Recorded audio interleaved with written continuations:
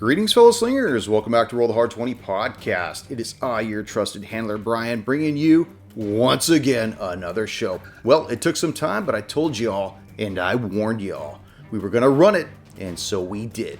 I got the hard slingers of yore, Tone Dog and Samwise, to join your trusted, very talented handler, Brian, once again as we bring to you yet another one of our Delta Green scenarios. This time, as you may have already guessed by the title, is Future Perfect Part 1, written by Dennis Detweiler.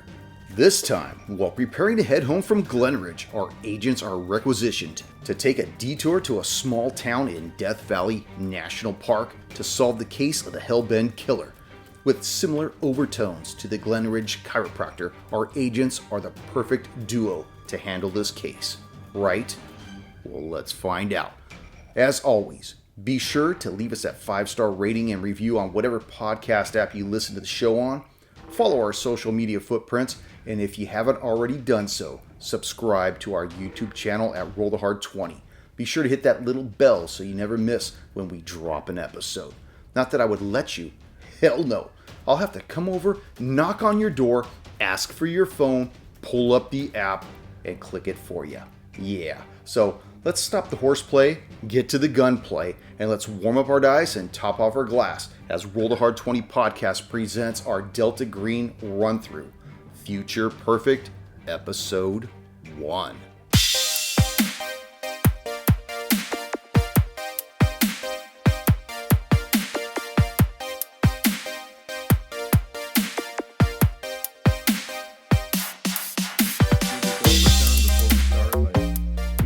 Bring yourself closer to your mic. Bring your mic closer to you. Okay. Yeah, I'm recording right now. We killed the monster. We did all that kind of stuff. I still got a flashlight. I don't have the flash grenade anymore. Well, we're going to go over an after-action report, too.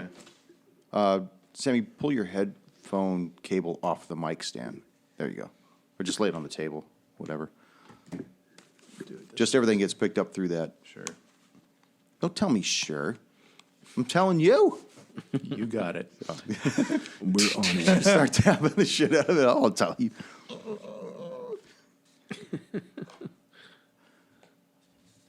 Oh, we were ready. We are ready. All right. Born ready. Greetings, fellow slingers. Welcome back to Roll the Hard 20 podcast. It is I, your trusted handler, Brian, welcoming you to another scenario of our Delta Green run-through where we run Future Perfect. And with me, the hard slingers of yore. Yeah. Tone Dog. Who? Samwise. Yeah. Yeah. And of course, me. I got to tell you, it's always so fun. It's like a different vibe when you're actually sitting around the table and you're not playing via Zoom or something like that. And obviously a different vibe with you two sitting at the table. Yeah. Sunday, bloody Sunday. You too. You had to reach for that one, man. That was a reach. I reached and I grabbed it by the oranges. Not to be confused with E2. So before we begin, well, let's do a little after-action report about all the stuff that kind of went down on a victim of the art. Oh, let's go back to my notes. We took a side in a faction between Dr. Thornhill and the rest. We found out that there is a schism within the Delta Green at the FBI. One faction represented by Dr. Thornhill, and then another one represented by Hank Tyler, if I'm not mistaken. Hank Tyler was the teenage boy. Oh, sorry. I'm looking at my notes. Yeah. The wrong ones. Yeah. Well. But you guys managed to do quite a bit with in following along with the clues, because there was a few people that had written in on the YouTube channel and through the Facebook page and stuff, and that had been following the show because it was dropping once a week rather than dumping all 5 episodes at the same time. And some of them were saying, yeah, they need to start rolling a little bit better. I'm like, yeah, they'll get fine. They'll be fine, And then as things started to develop, you could see that a lot of people were really enjoying the show. But when you guys made the connection between Dr. Moretti and Lauren Harrogate and how they were both called multiple times from the same number, you guys took it upon yourselves to go to Thomas Dengler's house. Yep. I don't know how your Domino's pizza thing didn't work out. You know, my persuade skill, I was thinking, what could you do to improve his persuade skill? And I'm thinking my guy may have to take acting classes. Hey, let's ask our connection with the police. No, let's try this pizza thing. Pizza scam. But I mean, like, you guys wanted to interview the helicopter pilot who's not part of the adventure bout. Yeah, and he was a little rude, but I can understand. Well, his name's Milton. And then when you guys went and were going through Dengler's journal, and you saw the stuff about Hank Tyler and the buddies and stuff like that, I had originally thought that if you guys didn't get someplace that evening, that he would eventually die. He was supposed to be another character that died, and his co-pilot in the car would have been the person in the hospital bed. And I explained to Sammy how, when you guys would have been in the hospital room talking with him and trying to figure out what happened, that this IAPA, which was the winged servitor, would have came in and you guys would have had this huge fight in this small room, with this laid up young teenager in the bed and just... Would the monster have to wear a face mask? No, because they didn't have that kind of shutdown there. Oh, okay. All right. Oh, yeah. This is not present time. It's not present time. But when you guys took it upon yourself to go to Hank Tyler's house, it's like, I just put the notes away at that point. We were like, let's just do Trans this. Am Just rolling up. We just totally just. Dude, I can totally picture that too. This thing just dropping down on this like T-top. Yeah, or like whatever. coming out of the dark, just ripping then, the ceiling out. And Our poor friggin' cop contact guy, what was his name again? He's like Hanson. heroic, and he goes insane. And I remember listening to the recording. I just started laughing at the poor guy. I'm like, yeah, he went insane and all that shit. oh, you gave him the hero's death there, Paulie. There, I tried. yeah, man, that I was tried. good. Yeah. Well, it fit the character. I was building upon what you had pioneered about the dusting of the pictures frames. You've brought that up many times now. You like that, huh? I did like that. Look at that. Look Yeah. at that. Even the cold, calculating analyst agent brings a speck of sentiment to his eye. Way to go, Adesso. Pussy. Yeah, exactly. Touch with your feelings. Stop touching your feelings. Well, the final stand against this, when you're going hand to hand with this thing and you're kicking it, and then you got Flashbang Paulie and is shit. flashbang. You got Paulie with the rifle snap, that just elephant gun. blasting in his head, and it was even when you guys contacted Thornhill and you guys were deciding what you wanted to do, and she's like, "Well, I'll take you to the airport," and you're like, "Nah, I'm not doing that," because who knows where you guys would have wound up. Yeah, and I never did get that coffee with her, so No, you didn't. we still have to There's always hit that up. an opportunity. It's not lost; it's postponed. Yeah. Postpone. How soon does this event take place after our last one? That's a good question. So let's get right into it. Right on. Bring it. It's 10 a.m. on a Thursday. Place, Francis S. Gabreski Airport, about 100 miles east of Glen Ridge, Long Island. Paulie and Ichimaru, as you two sit waiting for your flight to return you to your homes, you could see on an overhead TV a news clip running. It shows a house engulfed in flames, lighting up the early morning sky. Although there is no sound, the subtitles relay what the talking head is parroting. Tragedy strikes a quiet East Coast town as early this morning a fire consumed the home of the Denglers, longtime residents of Glen Ridge, Long Island. It's reported that the swift-moving flames went unchecked for several minutes until first responders arrived on scene. Unfortunately, all within perished as they were unable to flee the residence to safety. With a smile, the reporter adds, "Arson is not suspected, but the fire marshal is still investigating." So you guys are currently in the airport, prepping to leave the East Coast, and I need for you both to make an alertness check. I go insane. Make a sanity check. Yeah, I'm clueless. I'm at a 94. I'm at 66, which is Oh, above man. my roll. I have a bad feeling we're going to repeat the last thing with the bad rolls. We're still used to the D&D where you go in the high. A 94 would have been good. Yeah, right? I'm going to charge up my dice. Go ahead, brother. So a few minutes later, and you hear the call coming across for the boarding of the plane that you guys are supposed to get aboard. They're talking about Group 1.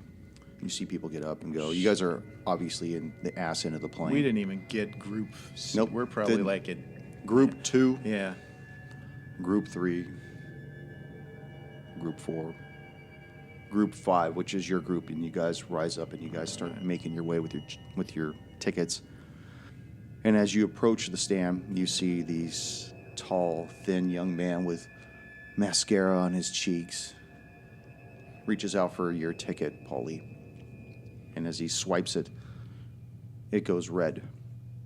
No fly list. And he says, excuse me, Mr. Odessa, would you mind stepping off to the side, please? What seems to be the problem?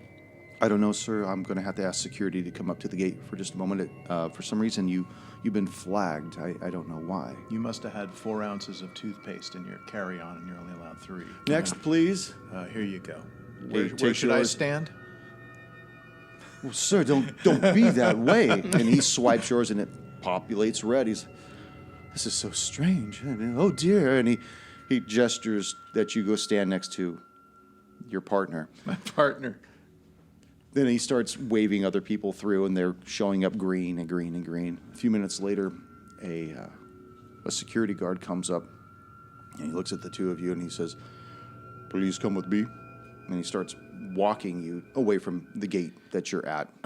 Before that happens, do we still have our FBI credentials on us? Yes, you do.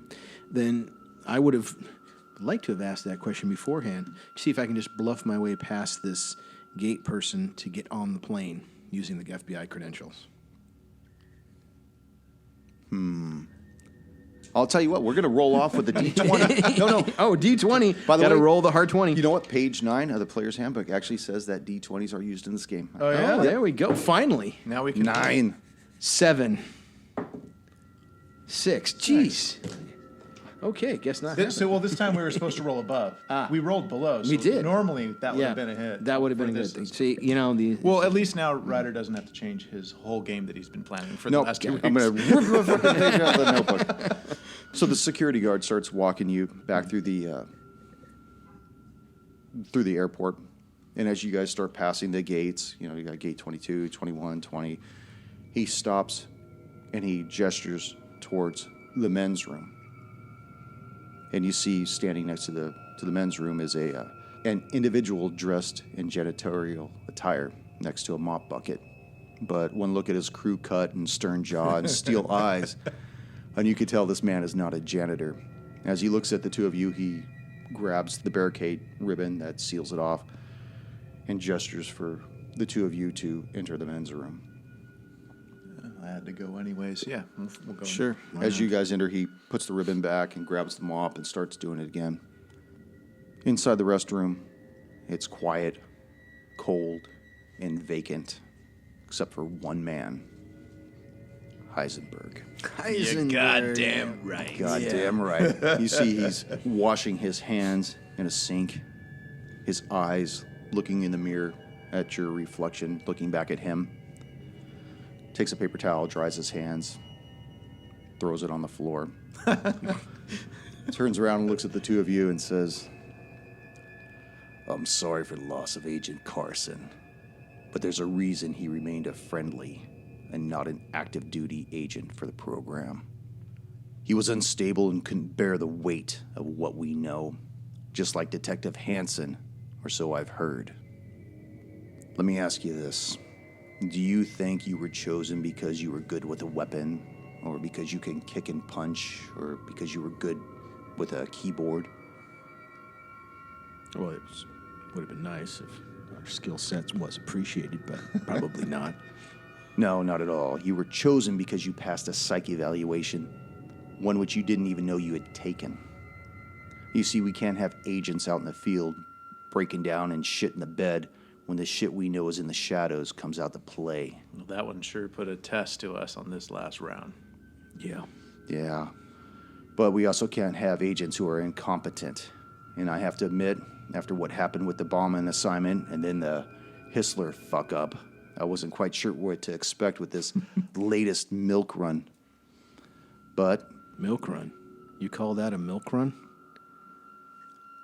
I have to admit, the way you handled yourselves in Glen Ridge, I have to say I stand corrected, though. And it may not have been a milk run. And I don't know exactly what it was you saw out there. All I know is word on the wire says Anita Thornhill came out of there with something she didn't go in there with. Well, we ended up taking care of what needed to be taken care of, and that was the goal of this whole thing. Can you shed a little light on what it was you saw there? We shed a lot of light on this, care of some flashbang grenades, but this creature defies description that we faced. And what it did to its prey, its chosen, also could be described, but is probably better to be spoken about, not in the men's bathroom, somewhere in a more secure area. That man you passed that allowed you access to this restroom. This is the most secure room in this entire airport right now. Nobody will get past him or my other men in here. Sound off. And you hear from a couple of stalls, Spartans! Courtesy flush, sir. Well, Paula, you want to give a little description? Basically, there was a archaeological find of significance. It didn't have anything to do with the actual find itself, the artifacts that were found, but it was more along the lines of what was discovered in there, a controlling mechanism in the form of a diadem that the original archaeologist had researched about and tried to translate. When he died, his grandson took it over, thought it was pretty cool to look at, but was unaware of its true power. And instead, when he decided to wear the diadem, or metal, or whatever it was, he began to manifest his thoughts in a bad way against what he termed was his enemies, high school kids that treated him badly, a girl that slighted him, the librarian that decided to keep him over on detention. A dentist with a little bit too much pull. Yeah. So those people began to die when the creature he could summon through this medallion would take their heads and their spines. Well, once we were able to figure out the connection, we took out the creature. We found and collected all the artifacts, the medallion, and all the reports that were surrounding the entire incident. That is, people talking about heads and spines being removed, bodies being dropped from a great height, and the reports and the physical actual remains of the victims. We were able to recover all of it. We cleaned the area as well as we could with thanks to the Ice Queen's help, Yeah. and her agents. So you cleaned the area. So does that mean you two are responsible for the Dangler residence? That was not on our watch. No, it wasn't us. Thornhill appeared to try to recruit us toward her faction within Delta Green. Carter was a good guy. He was on one side, apparently, and she was on another. And she offered to fly us back to where we needed to be, and we turned her down. Actually, a little bit refreshing to see you here, despite the wonderful surroundings. Well, had she flown you back, we would not be having this conversation, and you would not get this gold doubloon, Tone. Very well done, brother. Thank you. Well, you should know that Hitler is responsible for the scientific advancements that the Nazis developed during World War II, breakthroughs that we've already established that no country during that era should have ever had. But it should put a smile on your face to know that his own device wrought his demise. But on to business. So here's the deal. I need for the two of you to make a detour on your way home. You can relax, though. It's in Cali. And it shouldn't require more than a day or two for you to wrap up. Have you ever heard of a town called Hellbend? Can't say I have. Well, it's in the middle of Death Valley National Park. No one knows why Hellbend was built there, and in fact, no one gave two shits either. But during the 1940s, it was once a vibrant town and home to nearly 3,500 souls. Hellbend in Death Valley was home to 3,500 people. Okay. Back when a company called Hunt Electrodynamics ran the show. Basically, Hunt Electrodynamics ran everything from the schools, the town general store, the funeral parlor, and everything else that Andy and Opie would fucking need. The company provided everything, and the people liked it that way. Until one night in August of 1952, an explosion at the plant changed everything, killing 26 locals, including the founder of Hunt Electrodynamics, the elusive multimillionaire Arthur Hunt. In the wake of the destruction, the company fell under new ownership and headed to the East Coast. And without the newly Christianed Hunt Electronics, Hellbend dried up like the rest of Death Valley. Christened. Without the newly christened, without the newly named Hunt Electronics, Hellbend dried up like the rest of Death Valley. Now, decades later, only 84 people call this crumbling little shithole Hellbend home. Actually, my mistake, 82 people. And it's those two dead individuals that are the reason why you're heading there now. Let's just say that these deaths have the same kind of overtones as those you just solved. Bodies mutilated and shredded, indiscriminate when it comes to male or female. So we need this wrapped up ASAP. I look down at my shirt as it's slowly a little small spot of blood showing. Yes, while I'm here, I think I need to change my bandages. I got a medic on site. That would help, because out of character, I have 7 hit points. Thompson. You see one of the doors open. This chiseled dude comes out, ramrod straight. Sir. Fix up Ichimaru. Thompson, can you wash your hands first, please? And flush the toilet. Come on. Make it. What So he about starts field dressing your wounds and stuff. supplies and ammunition, new identities, any of that stuff coming forth? You'll be using your same FBI credentials. They got you this far. Continue using them. You're going to have a layover in L.A. From there, you're going to take a little puddle jumper to Furnace Creek. When you get there, you're going to hook up with one Sheriff Alfred Mann. You'll liaison with him, and he'll fill you in further and take you into Hellbend. If there's anything else you need, use the flip phone you got in your pocket. Understood. I've already deleted all the numbers out of it. Mine is the only one. As far as any rest you need, I suggest you take a couple of no-dos and start hitting the tarmac. We get a private charter? Yeah, it's called TWA. It's back there at gate 22. I made them hold the plane for you two gentlemen. Got it. I'm sure there's going to be a lot of upset passengers on board. Ignore them. Well, I'm sure the gate check person will be very happy that our tickets go green on this one. You won't have to worry, he's been removed. He was giving the eye to Ichimaru, man. He may have a fetish of some kind. I'm not sure. Fetish? I'm a man. He was wearing mascara on his cheeks. He basically Isn't turns that an his eye makeup? back Called to you contouring. and starts talking with Thompson. Ichimaru, you're already dressed up. He hands you, you've been handed a clean shirt in a wrapper, basically to... Shit, abracadabra. Yeah. All right. He starts talking with his men, basically ignoring you for the duration that you're in the restroom.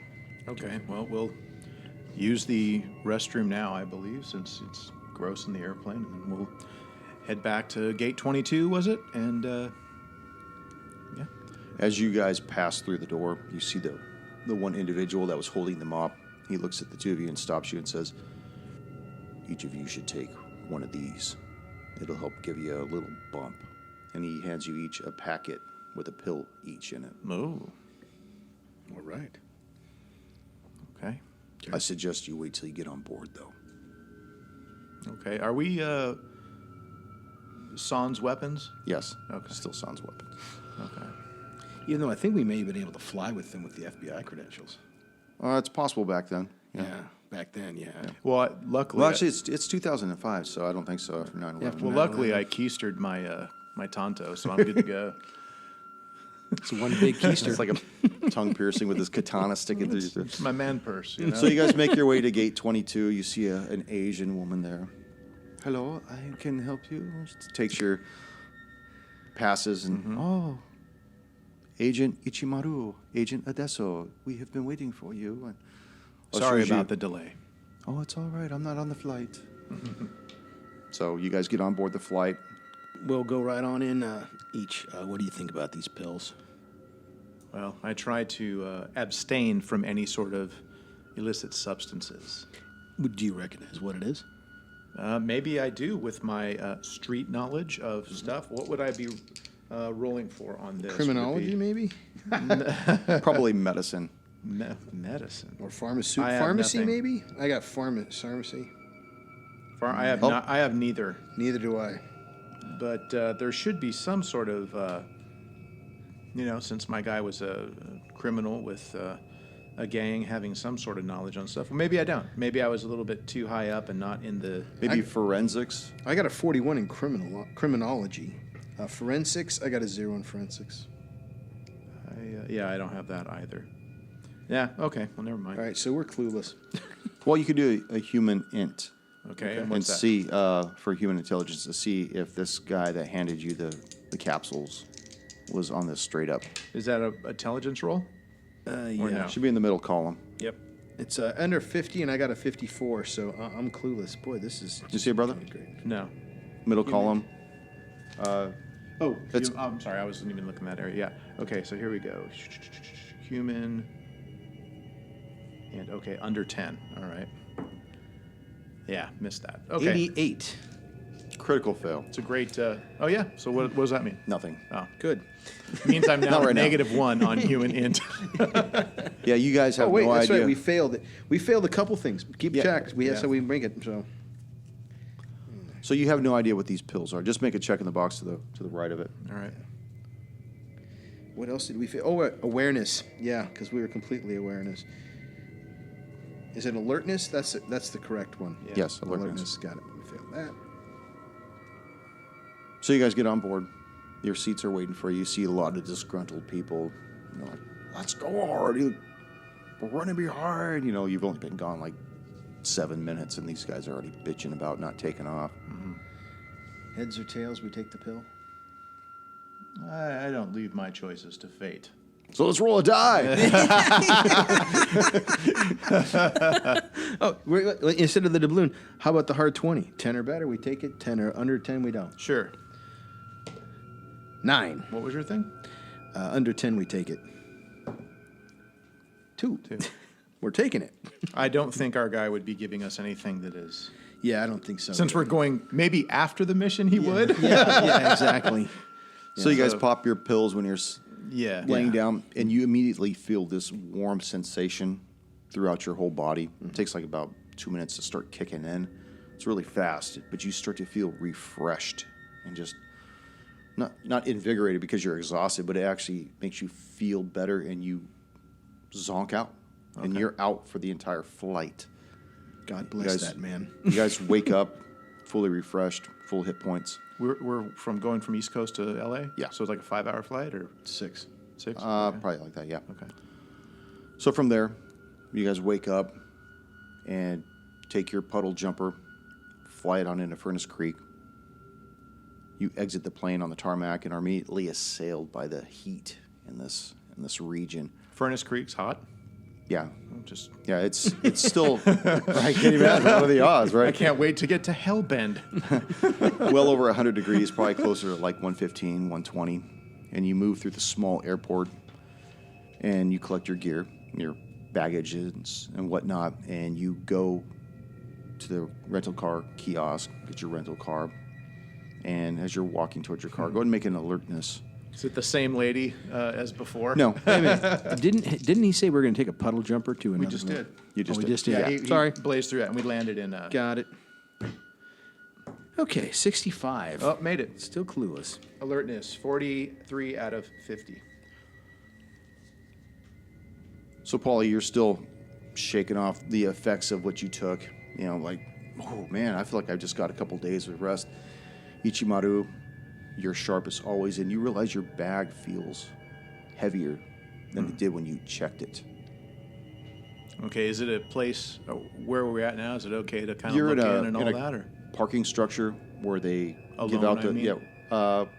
there's people wandering around different aisles for their way, But easy to checking out. zip open a Yeah. bag. Okay, Yeah. so check your bag. I think we have presents.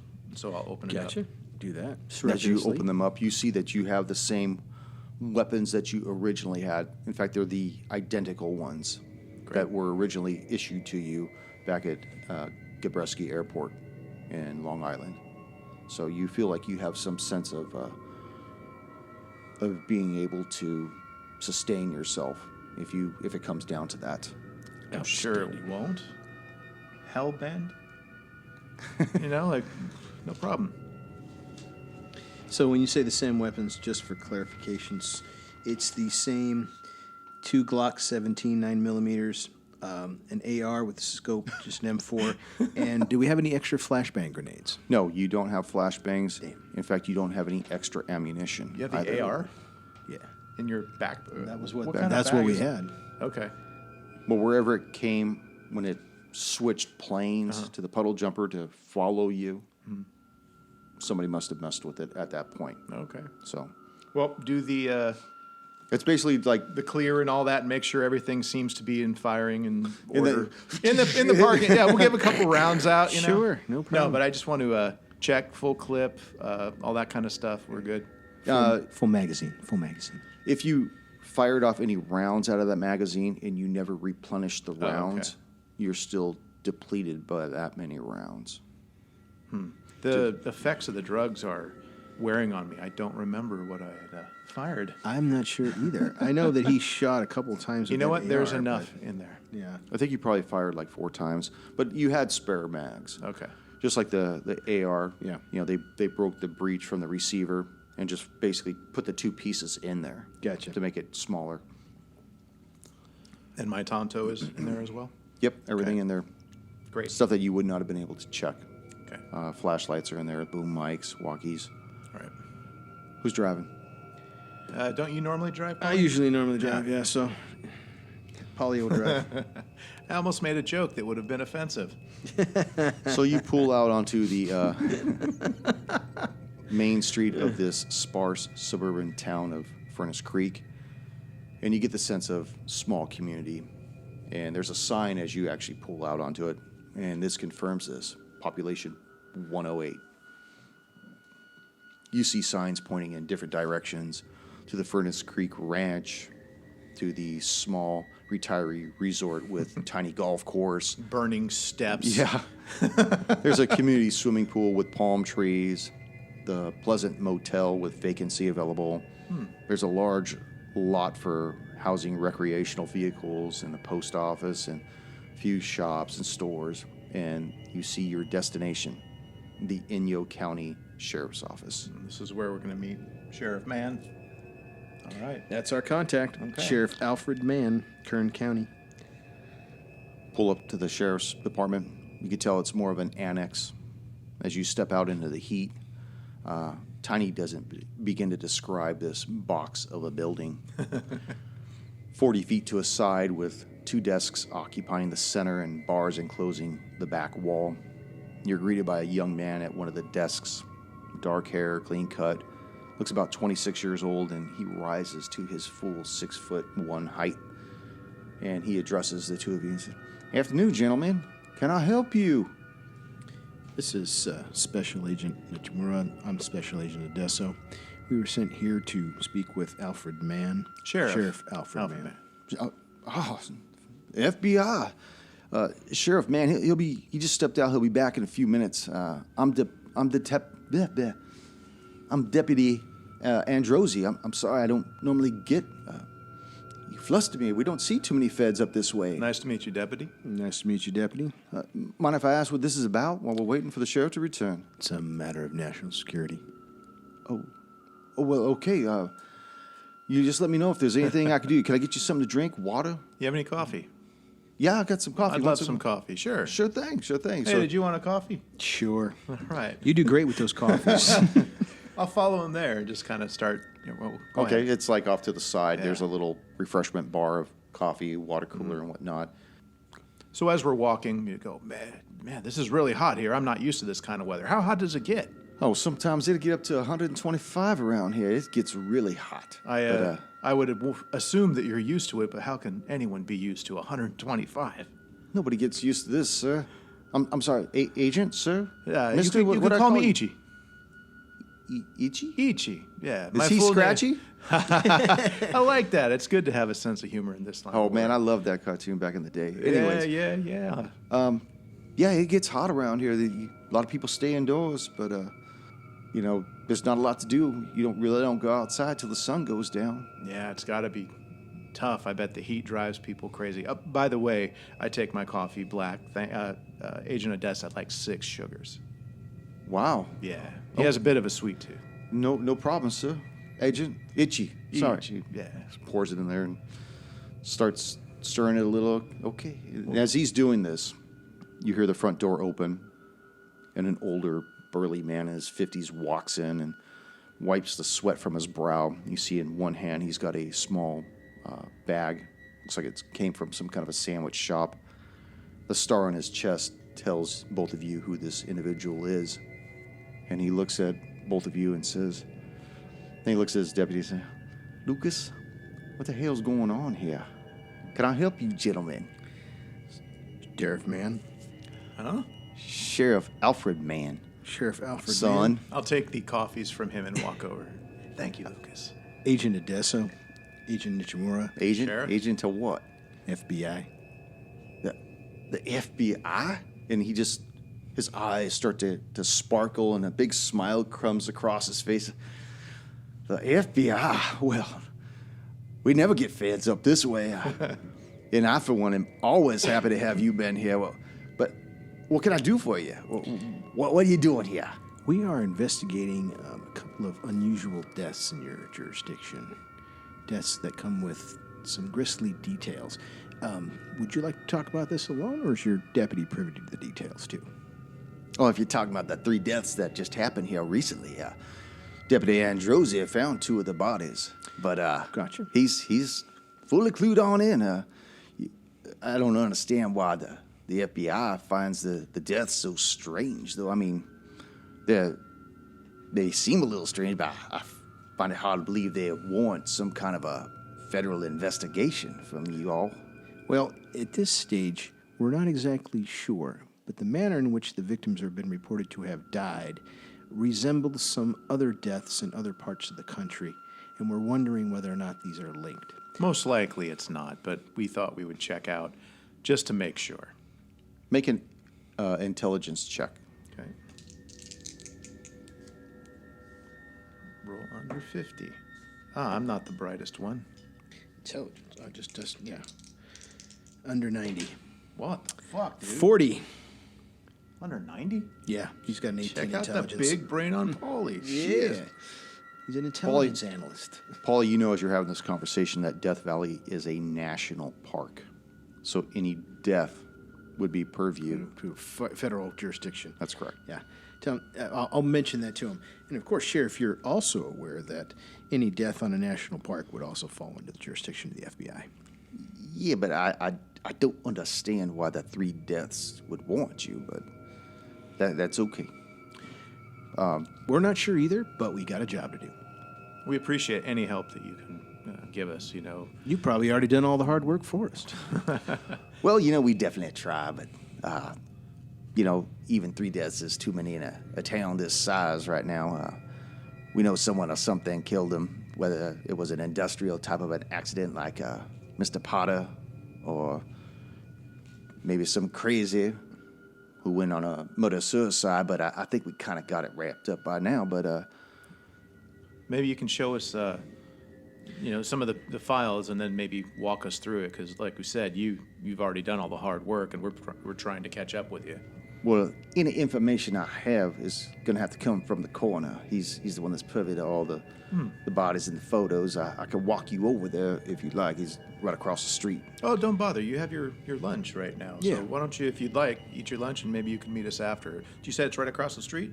Yeah, but you better get over there pretty soon, because Abner, he likes to end his days early and start his nights early, if you know what I mean. I understand. I'll hand the coffee to Paulie and say, hey, here's your coffee. I'll run over there real quick. Paulie, as you're you finish up reaching anything. for your coffee, you feel your flip phone in your pocket begin to vibrate.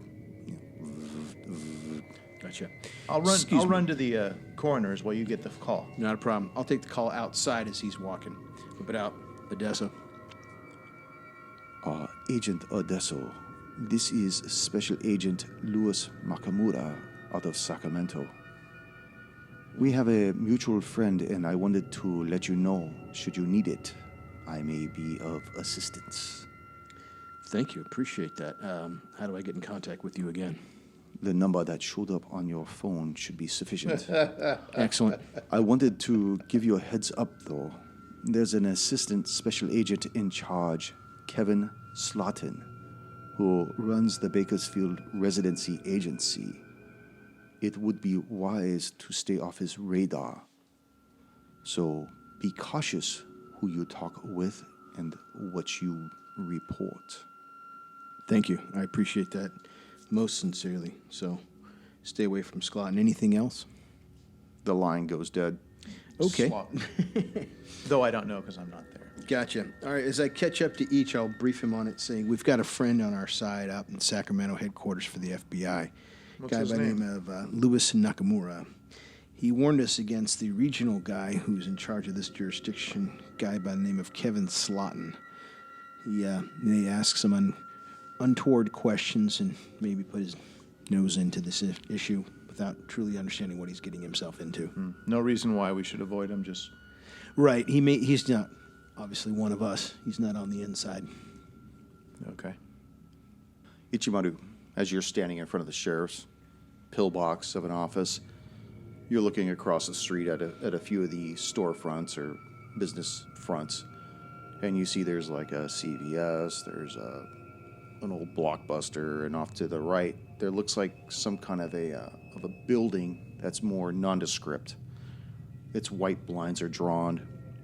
You see that there's gold lettering on the front door, but from where you are in the gleam of the sun on it, it's difficult to make out what it says on the door. Okay. I guess we walk over there, right? Did you catch the coroner's name, Paulie? Yes, his name is Abner. As you guys make your way across the street, Looking both ways. of course, there's very, very little traffic, maybe one car every minute and a half, another car going the opposite direction every minute and a half. Make an alertness check as you guys are crossing the street. 96. Good God. 69. I need some Miss. sleep. Miss. But that's also another miss that I can write down. Yes. So as you approach the door, you could see that as the reflection of the sun starts to change its angle, you can just make out that it says Inyo County Coroner, Dr. Abner White. Okay. Well, does it appear to be open? Like we opened? Did he already check out? No? We opened the Well, door? the door's closed, but Yeah, but that's and the what I mean, blinds. we'll Okay. open it. Okay. Yeah, it's unlocked. It's open. Okay. We'll, Just as an aside, did Heisenberg tell us what we were supposed to do with this mission other than to find out what's going on with these deaths? Were Similar- we supposed to clean the site and gather everything like we were I before? assume everything is that. Yeah. And then I same thing. assume that we will fail on one or more things, and he'll give us a rash of shit like he always does. But again, he'll call us again. Yes, I was going to ask how long it's been. Like an Day ex-girlfriend on after. a bender. Yeah. Hello.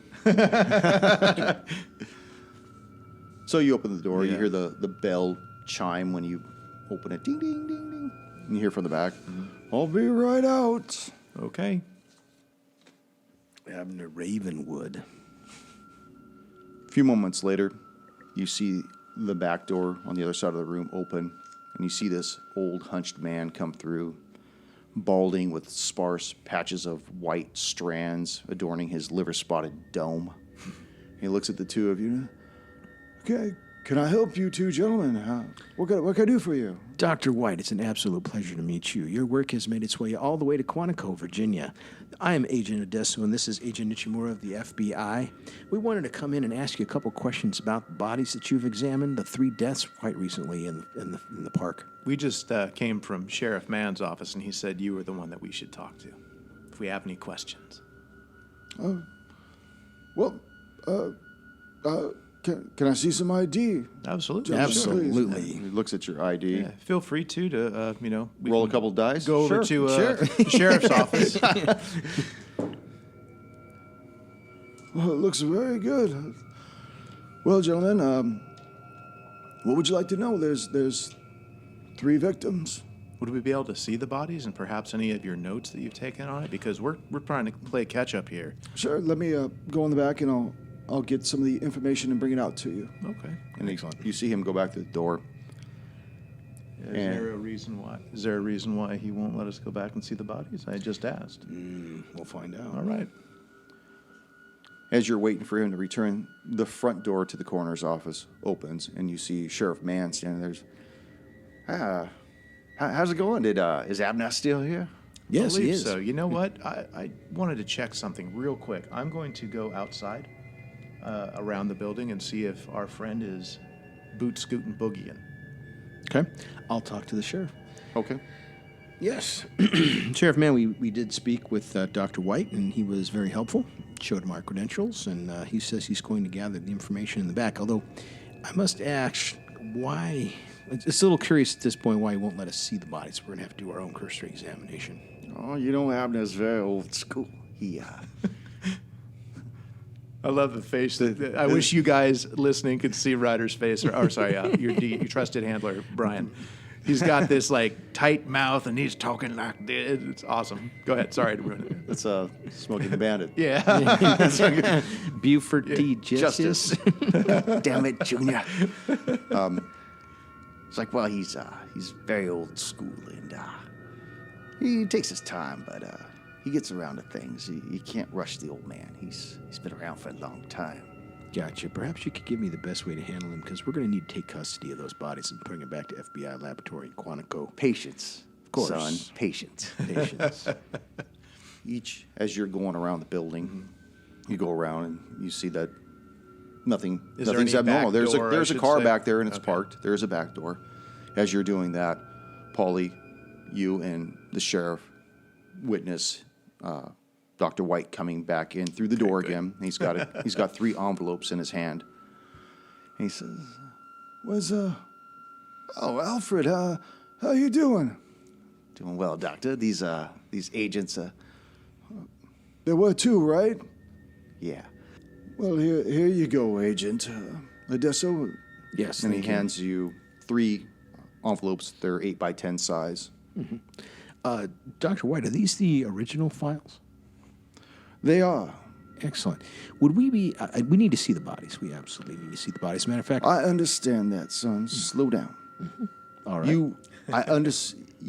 I have no doubt you're a very experienced agent, but I need to preface you before you see what's back there. It shocked me as well. But I think if you look at the photos, you come to the same conclusion I did. And he actually hands you the first envelope, and on it, it's labeled Lucille Mayer. Now, I want you to know that my staff, who are fairly competent, took these pictures. So, I can see that. This is quite... Paulie opens the envelope, pulls out the first picture, knowing full well that what he saw in the last one with head and spines removed probably can't be as bad as this. Yeah, lower mandible's gone. Probably not going to be as bad as this. So he pulls open the first picture. As you pull it out, You notice go that there's a insane. stack of them. And just looking at these makes you balk. And I need you to make a sanity check. Okay. Woo! I'm thinking after what my guy went through, I figured he would be a little inured and hardened to this. You never become accustomed to the unnatural. Never come accustomed to the unnatural. It's just something that festers in your soul and gets worse by the day. Exposure. It's like a rot. 31. Yeah, I'm good. You do feel a little bit of bile start to rise, come back down. Ichimaru, as you come into the door, you see Paulie looking at a few photos. You see Sheriff Mann's there, and you see Dr. White there. Paulie, you're looking at these photos, and you see this body that's partially rammed under some kind of a rock overhang out in the desert. You could tell that definitely this, just portions of her skeleton are exposed. Portions of her extremities have been shredded off. And you could see on the cover of the envelope, it says severe trauma on it. Can I do an alertness check and The see heads- Paulie? See how Paulie's doing? Sure. 65. Okay. I wanted to see if I picked up on his thing, but I didn't. So sorry Yeah. to interrupt. You can see that her rib cage has been shredded open. All of her intestines have been basically shredded out. And he looks at you and he says, and there's other pictures that all basically take pictures of the body from the same direction, or like different angles of it. Takes pictures of the rock overhang and where it was in contrast Crime to the scene desert. Yeah, photos. just crime scene photos. And he says, as you're looking at it, I had to identify her by her teeth. Understood. This is quite unsettling, but your people are very good. As I said, your work has made its way over to Quantico. We've seen the results of some of the autopsies you've done here. It's top flight work. Well, she was an amateur photographer who liked to go out in the wilderness and take pictures and stuff, and I attributed it to her, some kind of a wild animal that possibly got hold of her. We've got a lot of wild stray dogs that live out here, and how they survive is beyond me. The dismembered condition of the body, could that be contributed to scavengers? Certainly so. Some kind of a predator that lives out there. Did you determine the cause of death? Severe blunt and cutting trauma, actually. To what part of the body? Well, the body had been out there for quite some time, and I couldn't tell you which wound she sustained first. Did it look like she fell? No, oddly enough, it looked like maybe she got pack attacked, and tried to hide under this outcropping here, and that was where they found her and took advantage of the situation. How long do you deem the body to be deceased? Was it there for a while, exposed to the elements, therefore predators or scavengers could get at it, or was it fresh kill? She was probably out there for about a week and a half, almost 2 weeks. Still got your lunch there, Agent? Yeah, I still have my lunch. I'm just trying to figure out if you said blunt force trauma, but that doesn't... No. Blunt/cutting trauma. Blunt and cutting trauma. Would that be consistent with an animal attack? It's possible. If she was being chased, she could have tripped a couple times, banged herself around, tripped on the rock shelf before she got under there. Did you notice any bite marks on the legs or claw marks or There's some fangs? shredded marks, but being out in the desert for almost 2 weeks, the skin gets really dry. The animals, they have their way out there, not just the pack animals, but the insects. Quickest way is through the anus. It's the highway to heaven. Were the other bodies in similar state, similar he hands decomposition? you each. He hands you the second envelope that says Wayne Tissel on it. I look at Paulie. I go, is it as bad as you look? Yeah. Yeah, it is each. You never get used to it. All right, I'll open it up. You see 6 photos pop out in your hand, and they reveal a torn up body in the confines of a small trailer home. Another 3 pictures show the destruction of the trailer's interior itself. And it looks as though nothing in this thing has been left undamaged. And as you're looking at the photos of this shredded up body, I need you to make that same sanity check. Fail. What do we roll, 1 to 4 or something? You take 1 point. All right. Sanity damage. I'll roll your damage. We take 1 point? Go ahead and make a search check as you're looking at these photos. Search is 20. Now, do I have to make another Oh, sanity check? give me a 0. Oh, 21. Was that Paulie? Do I have to make another sanity check to look at the same pictures? No. No, at this point, you're still like in Bach mode. So are we like swapping files now? No, you guys have looked at each Okay. at the files of each one. 65. I'm clueless as to what's there. Yeah, you're just looking at the complete and sheer destruction of the interior of this mobile home, this trailer home. Okay. And you could see that the body itself is just shredded and ripped up. Is it like in the bed, the shitter, It was found in the bedroom. all over? Yeah, pretty much. I mean, there's the spatter effect is from the pictures, from what you can tell, not being there, but it looks as though the blood has dried for quite some time. That's in there. Was the couple body days. Was the body? I'm speaking to Dr. Wright here. Doctor, was the body also found in the same amount of time, or is this one? This one looks a little bit fresher. Well, Wayne Tissel. I'll handle this here, Abner. Let me explain something about Wayne Tissel.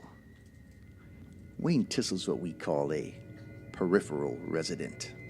You see, he's one of those drifters that found himself in Hellbend and just never left. So he eventually settled in some kind of an old trailer that's a couple miles outside of Hellbend to the east. Somebody had lived in there for a while and then vacated it, and he just basically took it up as his own. How long ago was that? Has he been in there for a while? I mean, maybe this attack could have Probably been there for about 4 months, maybe. Okay. Well, I was going to say that maybe the attack would have been on previous resident, but 4 months there seems like he's been there for a while for someone to know. Yeah. Well, we ain't ever been in that trailer before, so it's anybody's guess what happened to the previous tenant. Okay. High school kids, they used to go out there and party in there all the time, smoke their pot, drink their hooch. Got it. Out of character, when you said they go there to potty, I was like, I didn't. Smoke yeah. Well, no, potty, like take a shit. Yeah. I was like, okay, I didn't get the regional accent of Death Valley. Oh, thank you, Sherry. Dr. White, it looks from these pictures that the body's similarly dismembered as victim number 1, Miss Mayer, but I don't see any mention in the records about where his intestines are. Oh, they were gone.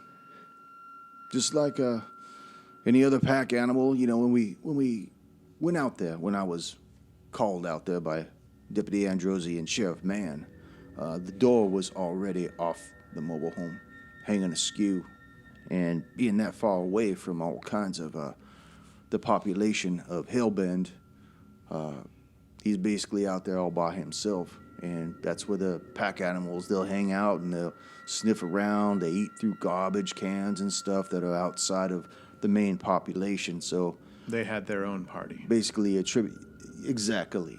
We attribute it to them coming on in there. We have a feeling that maybe Tissel may have overdosed and just died in his bed, and eventually the animals just came into his mobile home and took care of business, ate it up. Okay, but Dr. White, this thoroughness of this complete dismemberment, it doesn't appear to be the work of scavengers, or does it in your experience in this jurisdiction? Oh, you get these wild dogs out here all the time, and wild animals. They'll eat anything. They'll take your head. They'll take your hand if you're out there long enough. Even if you shoo them away, if you don't get away long enough, they eventually just keep coming around. They become immune if they're in their pack mentality. So largest predator you probably have around here is what? Coyotes, maybe wild dogs? Exactly. lion. Yep. Cougar, puma, bobcat. Not really so much mountain lions out here. It's too hot for them out here, but stray wild dogs and coyotes out here, sure. You think of these small little dogs that it's not that big of a deal. Little mid-sized dogs. You get 8 of them, 10 of them, 12 of them on all over you. It's all over if you're all by yourself, and especially if you passed out or already OD'd. So that's what we're attributing that death by overdose, and unfortunately his body was subjected to the rigors of predators. So you don't see the two being connected? No, I sure don't. Not at all. All right, about victim the number third 3. one? Yeah. Yeah, we'll open that one up. Who's victim number 3? He hands you an envelope that says Clifford Potter. Alrighty, and what did Clifford Potter do before his demise? Well, it looked like Clifford Potter used to be an amateur treasure hunter going out there looking for shit out there at the old hunt factory, and he'd occasionally take his metal detector out there, and he rented a bobcat from the gas and sip in the middle of town. And looks like he fell out of the bobcat and got ran over by it.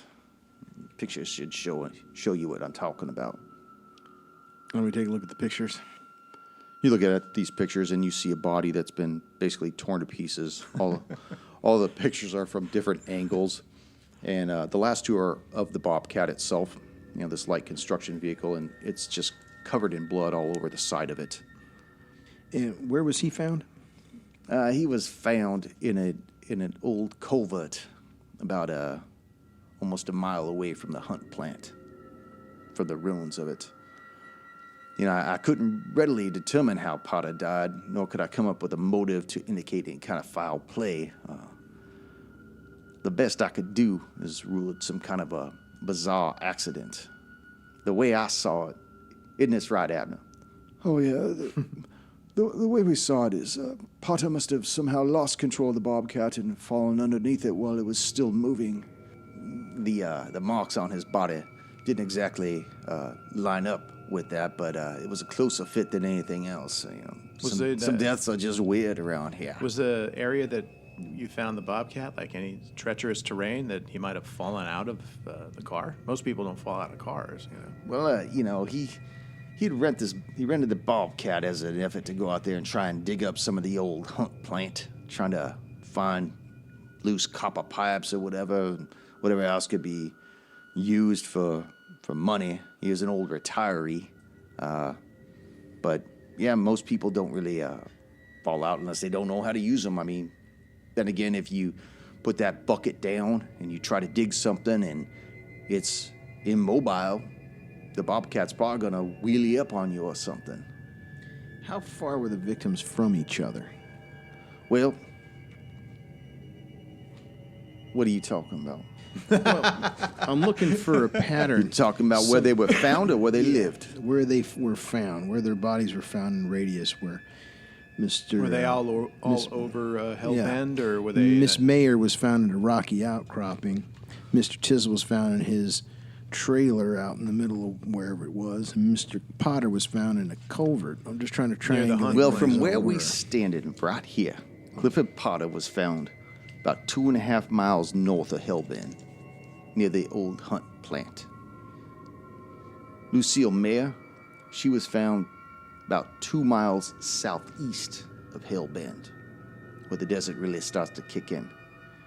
And as I mentioned before, Wayne Tissell was found almost 2 miles east of Hellbend in his trailer. Yeah, we've recently just been briefed about this. Can you tell me a little bit about the old hunt plant? I'm not familiar. Well, sure thing, I could do that for you. Next session.